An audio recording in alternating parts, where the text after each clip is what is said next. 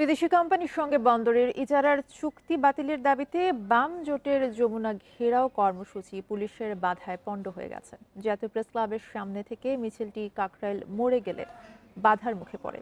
এ সময় পুলিশের লাঠিচার্জে আহত হন কয়েকজন।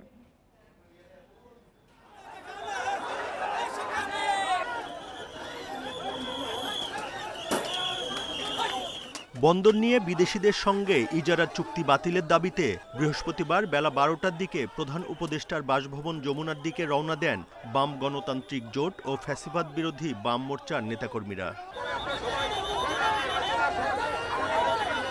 মিছিলটি জাতীয় প্রেস ক্লাব থেকে কাকরাইল মোড়ে পৌঁছালে পুলিশের বাধার মুখে পড়ে। এ সময় বাম মোর্চার নেতাকর্মীদের সঙ্গে ধস্তাধস্তি হয় পুলিশের। এক পর্যায়ে পুলিশ লাঠিচার্জ করলে আহত হন কয়েকজন। বাম জোটের নেতাদের দাবি, পুলিশ ইচ্ছাকৃতভাবে তাদের উপর মারমুখী আচরণ করে। আমাদের জাতীয় স্বাধীনতা, সার্বভৌমত্ব এবং নিরাপত্তা মারাত্মক হুমকির পড়বে। আমরা যদি লিস্ট দিয়ে দেই এবং স্ট্র্যাটেজিক্যাল জায়গা, ভবিষ্যতে আমরা বড় সংকটে পড়তে পারি।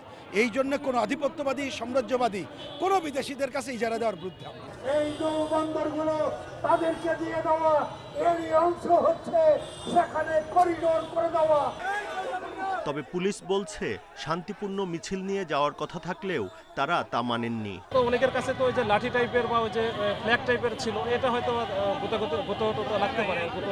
ওনাদের নেতৃত্বে যারা আছে তাদের সাথে আবারও কথা বললাম, তো বলো যে আসলে এখানে সবাইকে তো আসলে কন্ট্রোল করা মুশকিল।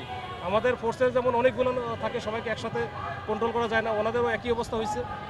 কয়েক দফায় ধস্তাধস্তির পর নেতাকর্মীরা কাকরাইল মোড়ে বসে পড়লে যান চলাচল বন্ধ থাকে প্রায় ১ ঘন্টা। বেলা ১:৩০টার দিকে মিছিল নিয়ে পল্টনে ফিরে যান নেতাকর্মীরা। Buddhadeb Kundu, independent news, Dhaka.